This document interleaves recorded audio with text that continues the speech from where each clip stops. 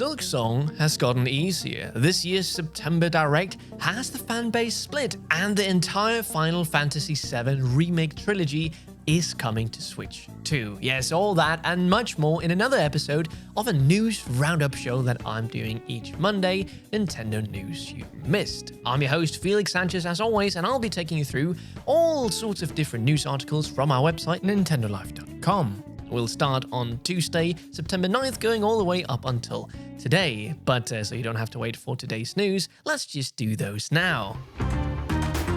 Yes, Felix, we have some breaking news. There is no interesting news today. Okay, let's do Tuesday instead, September 9th. And here we are starting with Ubisoft releasing Star Wars Outlaws Switch 2 demo later this year. Liam Doolan has reported. Following the release of the demo on other platforms earlier this year, Ubisoft has confirmed via the game's Switch 2 released FAQ that a demo will be available for the Switch 2 later this year, with more information about it to be shared soon. The free demo available on other platforms includes access to the following content, description via Steam. And here I'll just highlight some of the key things. There'll be no save game carryover on any platform, and you'll be able to play up to 3 hours of gameplay. Yeah, I think demos are awesome. Who doesn't? You get to try out a game for free before you have to spend your money on it, and thus, well, you can save some money. I've definitely tried demos where it's like, oh, this game is not for me. Star Wars Outlaws, it's not a game I would buy, and not a game I have bought, but with this demo, I'll definitely try it out because I've heard some good things, but I've also heard some bad things about the game, not about the Switch 2 version specifically, but just in general. So look out for that coming sometime later this year.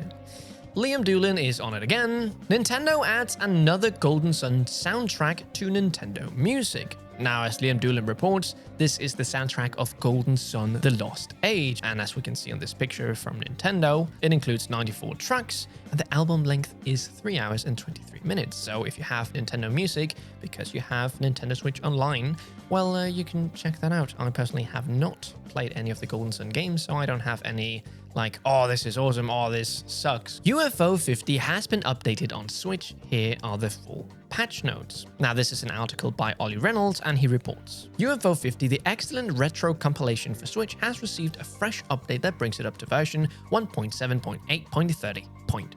So we have the icon changed, optimizations to address slowdown, more planned, pixel perfect scaling option added, button swapping added, addressed crash when copying empty file, global language setting now saves properly. Personally, this update is really welcome. I have played quite a lot of UFO 50 over, well, since it came out on Switch.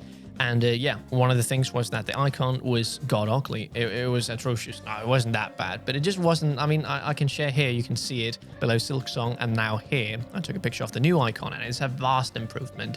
It's so colorful, and it's so, yeah, I just want to click on this icon and play it.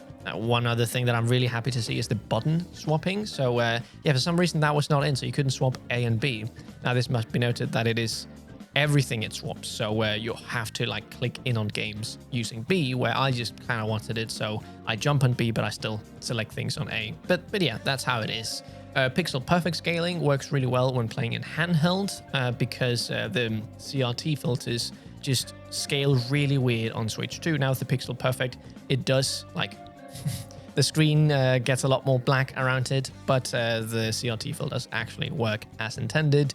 They have also specified that they are working on the sleep time glitch that's happening right now, where if you put your game to sleep mode and then boot it up again, it thinks that you've played while it was in sleep mode if you were still in the game, which, yeah, all my play times are just all messed up. It is, yeah, it's nice that they are looking into it.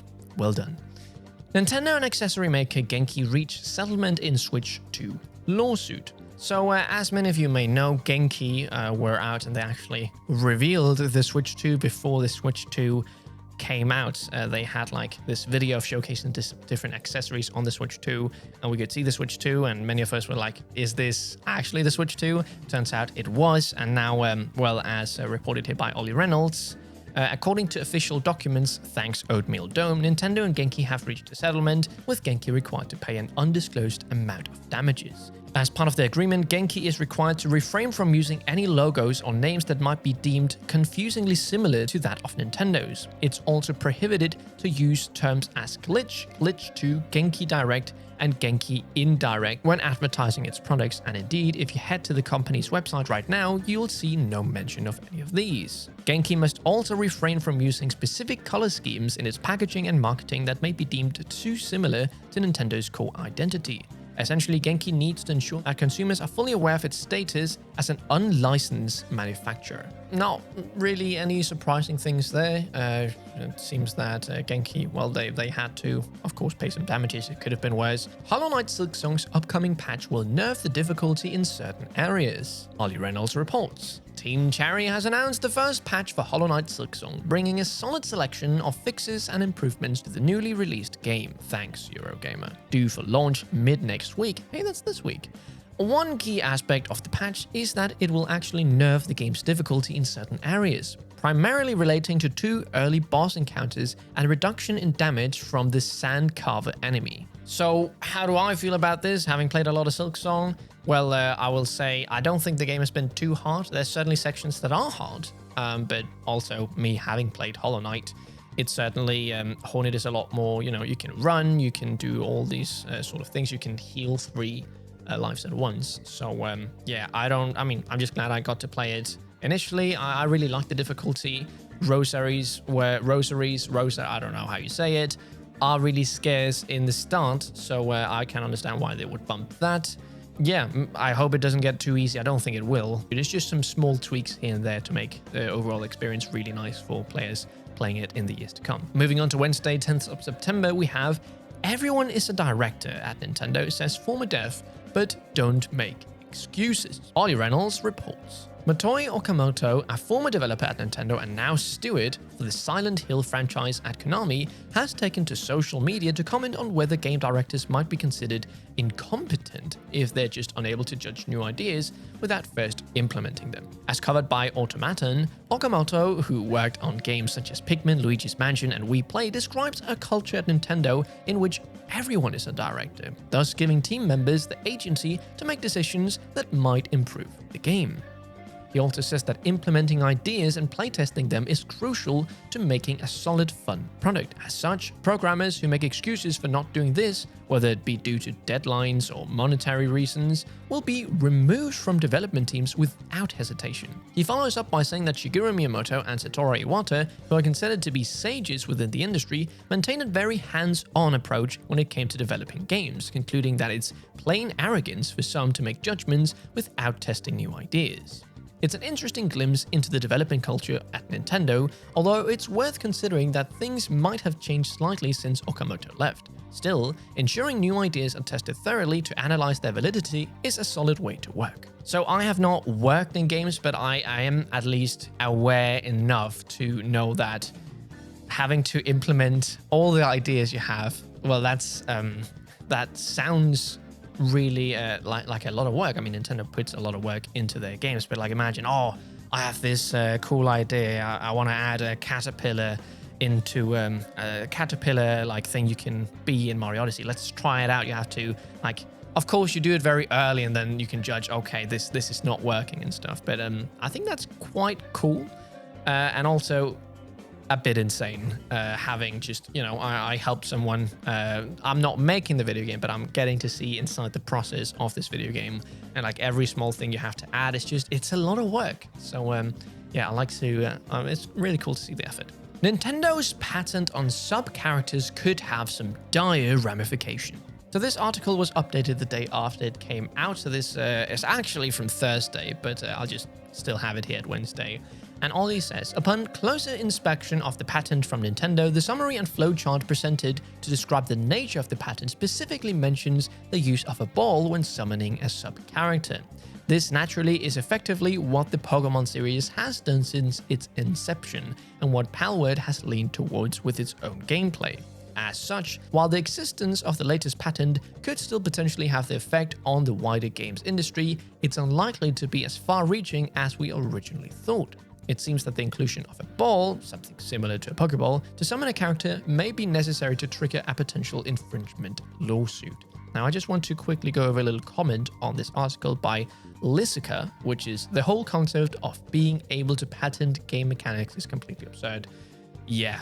I don't think you should be able to patent like, oh, you can't summon a character from a ball, because that can be, you can do it in so many different ways. Of course, you don't want and to go in and just copy another game or like just make almost the same game. I know Pal World had, I've not put myself much into the whole controversy. I just know, okay, some of the characters look very similar to some of the characters from Pokémon. The most famous thing is the Nemesis system, gameplay mechanic from Middle-earth Shadow of Mordor.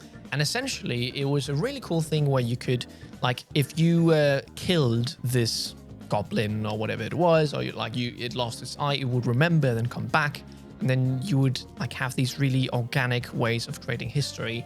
And that got patented, and now, well, they're not using this patent. And no other people can try and take this mechanic and, you know, elevate on it and make, like, imagine if Metroidvania was like, oh, you can't, like, they patented the whole thing where you can't get an upgrade later on, or the whole, like, the way the map is made. Like, you wouldn't have newer Metroidvanias, games like Hollow Knight and all that. I know it's not like Metroid, but it is a Metroidvania, all that sort of stuff.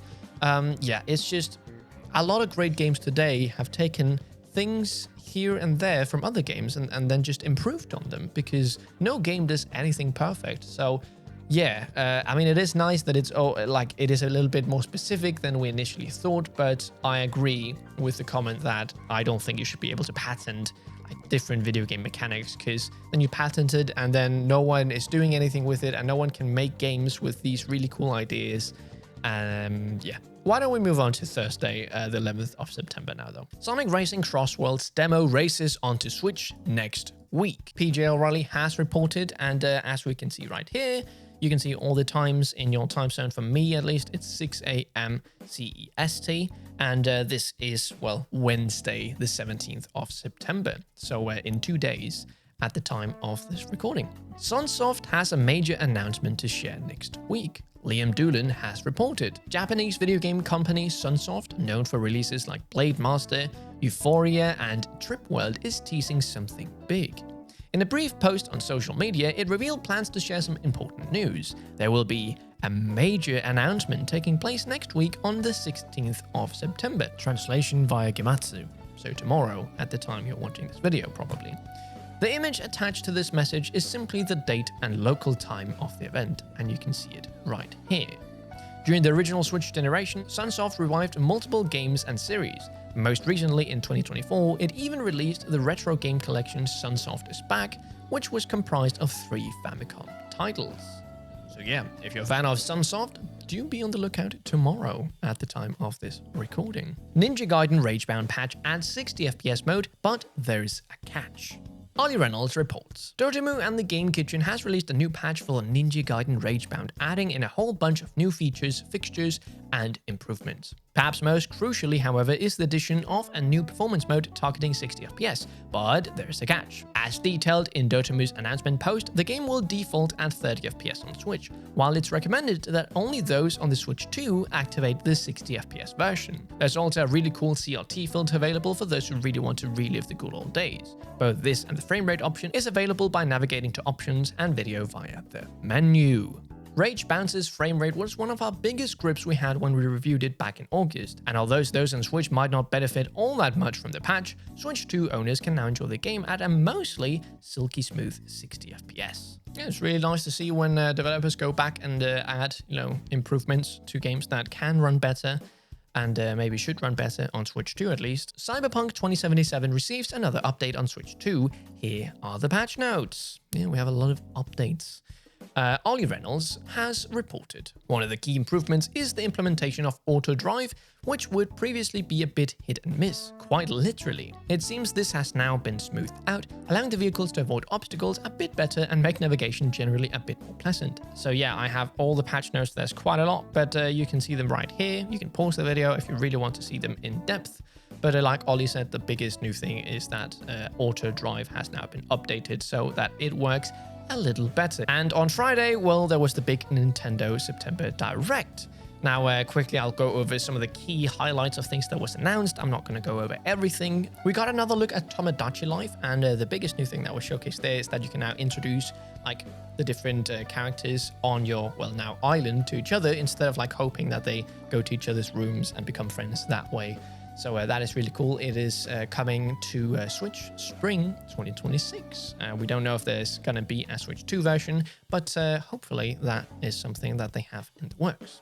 Hyrule Warriors Age of Imprisonment also got a release date, which is November 6th, which is earlier than I thought it would be, because it was only slotted in as winter.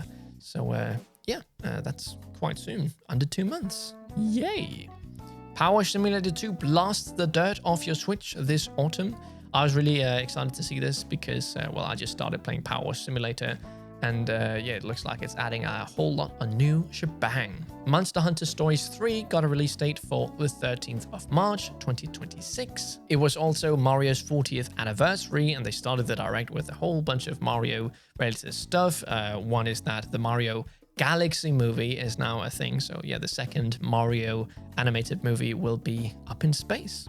Mario Tennis Fever was also announced, and this is coming at the 12th of February. There's this really cool like story mode where all the characters get turned into babies, and we actually have for the first time ever Baby Waluigi. So yeah, I think that's pretty cool. A brand new Yoshi adventure is heading to the Switch 2. Now this is Yoshi and the Mysterious Book, which is launching spring 2026. It has this really cool art style. Yeah, you go into this book. Can't wait to see what's going on. Super Mario Bros. Wonder is getting a Nintendo Switch 2 edition.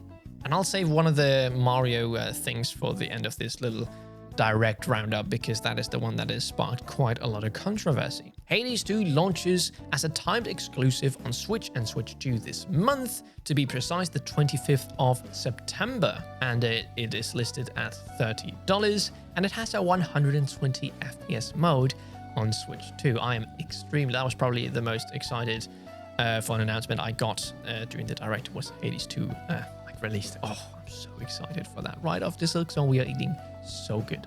Stardew Valley also got a Switch 2 upgrade that now adds mouse controls and a 4-player split screen mode, which yeah, that's fantastic to see. It's one of the most like requested mouse mode additions that I was like, why is it not in Stardew Valley? Now it is. Yeah, I can't wait to try it out. Final Fantasy VII Remake for Switch 2 slips into 2026. Game key card confirmed. So yeah, this is coming at the 22nd of January 2026. So not long until you get to try out what I think is a really, really good port of what I got to try out.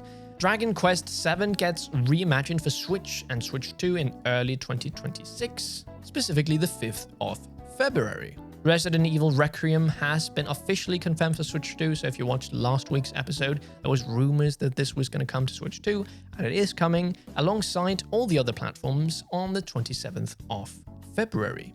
Pokemon Pokopia is this kind of like Animal Crossing Minecraft Pokemon where you build up, you can talk to Pokemon, so it looks really cool. Metroid Prime 4 Beyond finally gets a release date, and this release date is the 4th of December. I actually predicted this in the direct predictions chat, so I'll pat myself on the shoulder there. It is, yeah, it's coming soon. Really, really excited. They showed some open world stuff, at least open areas where you're driving on a motorbike. And they also announced a new Fire Emblem, which is Fire Emblem Fortune's Weave, which charges onto Switch 2 in 2026.